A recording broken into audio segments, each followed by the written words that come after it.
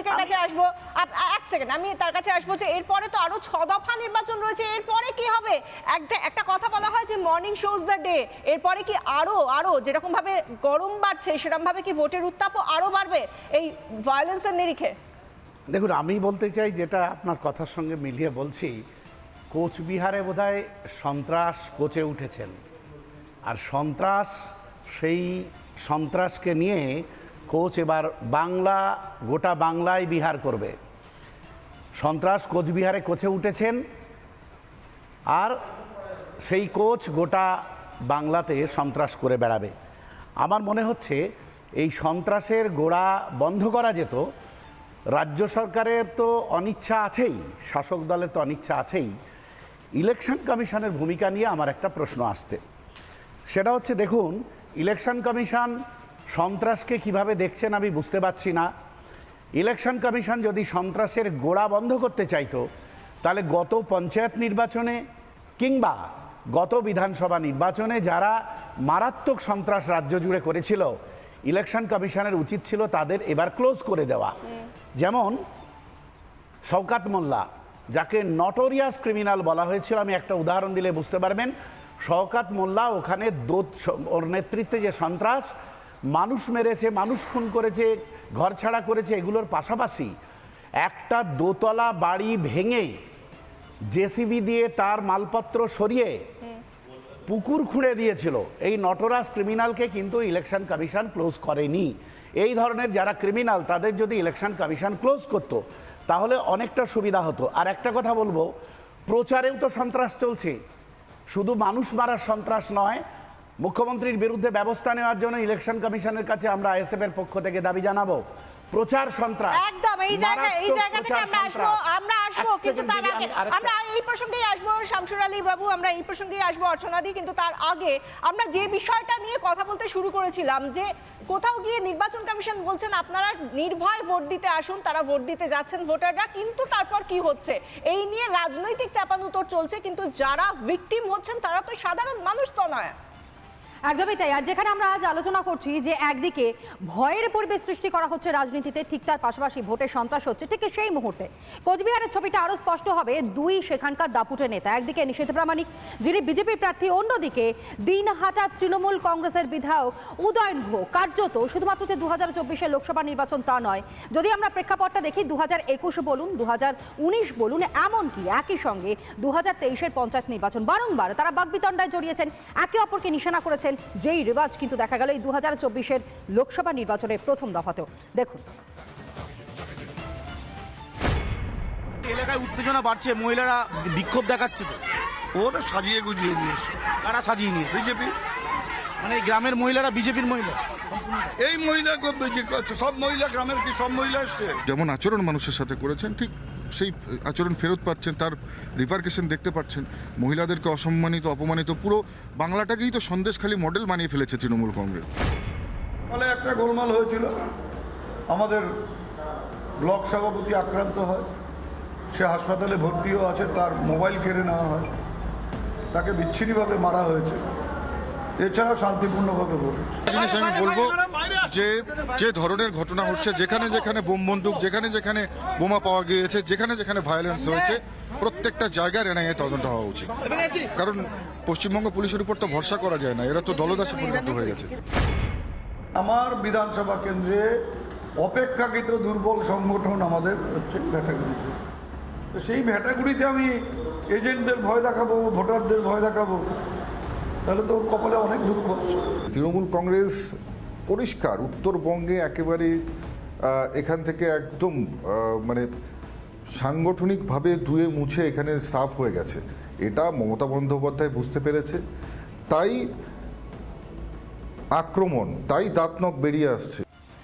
দেখো অনির্বাণ, যে কথা তুমি বলছিলে যে এত ভয়ের আবহে ভোট হচ্ছে এবং হবে, কিন্তু মানুষ তো চায় যে পরিবর্তন আসবে, কি পরিবর্তন আসবে না, তারা নিজেদের জনপ্রতিনিধিকে কাকে তারা বাসনাদে পাঠাবে সেটা তো তাদের ইচ্ছে, সেটাই তো হওয়া উচিত। এবং সেই কারণেই গোটা দেশে ভোট উৎসব, কিন্তু এ রাজ্যে ভোট ভয়ের। আর সেই ভয়ের মধ্যে থেকে যদি কেউ বুথে গিয়ে ভোটটা দিতে পারেন, সেটাই তার কাছে বোধহয় বড় চ্যালেঞ্জ। দেখুন, আমি কিন্তু ভোটটা দিয়েছি আমার ভোটের কালিটা হাতে রয়েছে। এই জায়গা থেকেই আমাদের সঙ্গে আজকে এই মুহূর্তে আমার সঙ্গে যারা রয়েছেন তাদের সঙ্গে একটু কথা বলে নেব। আজকে আমার সঙ্গে রয়েছেন অর্চনা মজুমদার, বিজেপি মুখপাত্র, এবং রয়েছেন আমাদের সঙ্গে আইএসএফ নেতা শামসুর আলী মল্লিক। আপনাদের দুজনকেই স্বাগত জানাই। আমরা যে বিষয়টা নিয়ে প্রথমেই অর্চনাদির কাছে যাব, অর্চনাদি, আমরা যেটা দেখলাম যে একদিকে 100% বুথে সেন্ট্রাল ফোর্স রইল, কিন্তু কোথাও গিয়ে একটা তালমেল হলো না, অর্থাৎ পুলিশ এবং সেন্ট্রাল ফোর্স তাদের মধ্যে যে কোঅর্ডিনেশন থাকার কথা, সেন্ট্রাল ফোর্স থেকেও এত হিংসা, এবং স্বাভাবিকভাবেই শাসক দলের তরফ থেকে বলা হচ্ছে সবটাই তো এখন নির্বাচন কমিশনের হাতে। কিন্তু সত্যিই কি তাই? প্রশাসন তো রাজ্যের প্রশাসন সবটাই দেখছে, এবং এত কিছু হয়ে গেল, এত হিংসা, তার মধ্যেও বাংলা থেকে রক্তপাত বন্ধ করা গেল না এত ব্যবস্থা নেওয়ার পরেও। দেখুন, নির্বাচন commission, election commission of India, তারা আমাদের এশিওর করেছেন ভোট অবাধ হবে, শান্তিপূর্ণ হবে, মানুষ ভোট দিতে পারবে। কিন্তু পশ্চিমবঙ্গের ভোট সারা ভারতবর্ষের ভোটের নিরিখে একদম আলাদা, সেটা অতীত বলবে। বর্তমানে আমাদের ওয়েস্ট বেঙ্গলের জন্য 7 দফায় ভোট হচ্ছে, আমাদের ওয়েস্ট বেঙ্গলের জন্য প্রচুর সেন্ট্রাল ফোর্স মোতায়েন করছে, কিন্তু আমরা সাধারণ যারা গ্রাউন্ডে ভোটের কাজ করছি আমরা দেখছি হিংসা, মানে একটা বিরোধী রাজনীতি যারা করে তাদের ভোটের প্রচার না করতে দেওয়া, তাদের কেন্দ্রে নানা ধরনের ভয় আতঙ্ক ভোটারদের মধ্যে তৈরি করে ভোট যাতে না দিতে পারে সেই প্রবণতা, এবং জায়গায় জায়গায় যেভাবে আপনারা দেখাচ্ছেন বোম বন্দুক বারুদ এইসব বেরোচ্ছে, সব মিলিয়ে পশ্চিমবঙ্গ ভালো জায়গায় নেই। এইবার আমি বলবো কেন হচ্ছে না, আপনি যে প্রশ্নটা আমায় করলেন, ইলেকশন কমিশনকে তার নিজের ইন্টেলিজেন্স, নিজের দায়িত্বে দেখে নিতে হবে। কেন্দ্রীয় পুলিশকে, আপনার রাজ্য পুলিশ একটা ছোট জায়গা দেখালো, আমি বসিরহাটে কাজ করি, বসিরহাট শহরে তাদের ক্যাম্প হয়েছে, প্রচুর বাহিনী সেখানে রয়েছে, অথচ বসিরহাট একটা বড় জায়গা, সুন্দরবন থেকে শুরু করে এদিকে টাকি, এদিকে শামশেরগঞ্জ, মানে বিশাল বড়। তারা সকালে আসে। হ্যাঁ, এইটাই যে রুট মার্চ করা মানে কি এরিয়া ডমিনেশন, মানুষকে কনফিডেন্সে নেওয়া। কিন্তু সমস্ত বুথে যদি 100% বাহিনী থাকে তাহলে কি মানুষকে কনফিডেন্সে নেওয়া যাচ্ছে? তাদেরকে কি সিকিউরিটি দেওয়া যাচ্ছে? সেটাই বলছি, সেখানে নির্বাচন কমিশনের দায়িত্ব সেন্ট্রাল ফোর্সকে ডিপ্লয় করা, নির্বাচন কমিশন সেটা করতে ব্যর্থ হচ্ছে। ঠিক এই জায়গা থেকে আমি একজন বিনোদ ঘোষাল সাহিত্যিক, বিনোদবাবু স্বাগত আজকের এই ভোটের মেগা শো, এবং আমার সঙ্গে রয়েছেন দেবাশিস ঘোষ, রাজনৈতিক বিশ্লেষক। দেবাশিসবাবু, আপনাকেও স্বাগত। আমি প্রথম বিনোদবাবু আপনার কাছ থেকে শুরু করি। আমি যখন আজকে শুরু করছিলাম শুভ্রাংশুর সঙ্গে যখন আমার কথা হচ্ছিল, আমি বলছিলাম এই যে এত ভালো রাখার প্রতিশ্রুতি, এত হরেক প্রতিশ্রুতি, দলমত নির্বিশেষে, তার জন্য তাকে ভালোবাসতে হবে মানুষ। মানে আমি আপনাকে ভালো রাখবার জন্য আগে তো আপনাকে ভালোবাসবো, তবে তো ভালো রাখবো। আর ভালোবাসার প্রথম শর্তটাই আপনাকে অন্তত বাঁচিয়ে রাখা। আপনাকে মেরে আপনার ভালো করবো, এই রাজনীতি সম্ভব?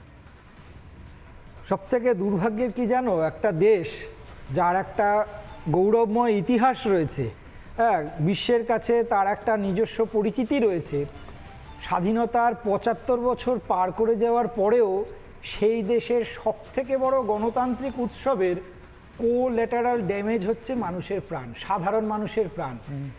এই খেলা হবে মানে হচ্ছে প্রাণহানি হবে।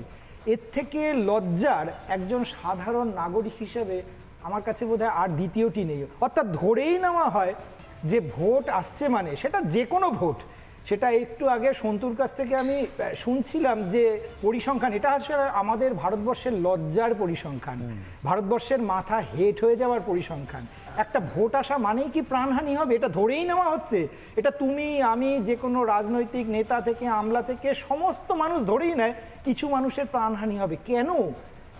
কেন আমরা একটা স্বাধীন দেশে একটা সুস্থ সামাজিক মানে পরিবেশে আমরা বাঁচার আশা দেখি, সেখানে ধরে নিতেই হবে যে একটা ভোট আসছে মানে কিছু মানুষের প্রাণ যাবে? এর থেকে দুর্ভাগ্যের বোধহয় আমার কাছে আর এই মুহূর্তে আর কিচ্ছু নেই। আমি দেবাশিসবাবুর কাছে আসবো। ভারতের প্রথম সাধারণ নির্বাচনটা একটা ম্যাক্রো দিয়ে শুরু হয়েছে, বড় করে দেয় রামরাজ্য হবে, মহাত্মা গান্ধীর স্বপ্নের রামরাজ্য। সেখান থেকে জনগণতান্ত্রিক বিপ্লব, সমাজতন্ত্রের স্বপ্ন, মানুষের মঙ্গলকামী রাষ্ট্র ইত্যাদি হয়ে, যদিও কেউ মুখে বলছেন না, কিন্তু আমরা এখন রামরাজ্যের স্বপ্ন ফিরি করছি, এমন কথাও শোনা যাচ্ছে রামরাজ্য আসবে। সব এই ম্যাক্রোর মাঝখানে হঠাৎ করে আমরা এটা শুনতে পেলাম একদিন যে বাপু নিজের ভালোটা আগে বুঝে নাও, তোমার রাস্তা ঘাট জল এসব পেয়েছো কিনা, আলো পেয়েছো কিনা, তোমার ছেলে মেয়ের শিক্ষা পেয়েছো কিনা, বিপ্লব টিপ্লব অনেক হয়েছে, রামরাজ্য অনেক হয়েছে, আপাতত এটা বোঝো তো তুমি কি পেয়েছো। যদি সেটাই দেখি দেবাশিস বাবু, তাহলে তো সবার আগে বুঝবো আমার স্বজন, আমার পরিজন, আমার পরিবার অক্ষত আছে কিনা, নাহলে কিসের ভোট। ঠিক, দেখুন যেটা প্রথম দফার নির্বাচন হলো অনির্বাণ, সেখানে যদি আপনি দেখেন যে পশ্চিমবঙ্গের 3টে কেন্দ্র ছাড়া, বা পশ্চিমবঙ্গের 3টে কেন্দ্র আমি বলবো না, খুব আরও একটা কেন্দ্র যদি আমি ধরি কোচবিহার, এছাড়া বাকি যে সমস্ত কেন্দ্রগুলো ছিল ভারতবর্ষের বাকি জায়গায়, সেখানে কিন্তু মানুষ স্বাভাবিকভাবে ভোট দিয়েছে, অফিস করেছে, স্বাভাবিক যা জীবনযাত্রা সব চলেছে। কিন্তু পশ্চিমবঙ্গে সেটা হয়নি কেন? মানে এখানেই প্রশ্নটা আছে যে কোনো জিনিস ঘটলে সেটা কেন, মানে তার মানে হচ্ছে যে সরকার আজকে এই রাজ্যটা চালাচ্ছে, সেই সরকার সেভাবে 5 বছর 10 বছর 15 বছরে তেমন কোনো কাজ করেনি যাতে মানুষ বাই চয়েস বা অটোমেটিক্যালি তাদের গিয়ে ভোটটা দেবে। কিন্তু তাদের ক্ষমতাটা যে কোনোভাবে হোক ক্ষমতাকে আঁকড়ে রাখতে হবে, ক্ষমতাকে ধরে রাখতে হবে এবং ক্ষমতার অলিন্দে বিচরণ করতে হবে, কারণ এই ক্ষমতার সাথে আজকের দিনে একটা অর্থনীতির ব্যাপক যোগাযোগ আছে। তো সেই অর্থনীতির নইলে সেই ভাণ্ডারটা ফুটো হয়ে যাবে বা ওই সুতোটা কেটে যাবে।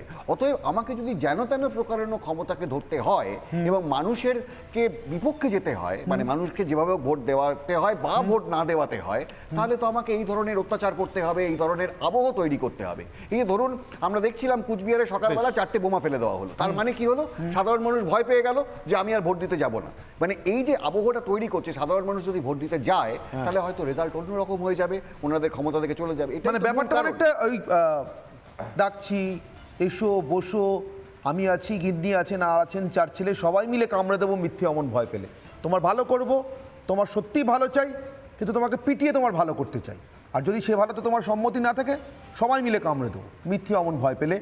এরকম ভয়ের মধ্যেই ভোট হচ্ছে আর হবে, ভয় হিংসা। বিশাখা।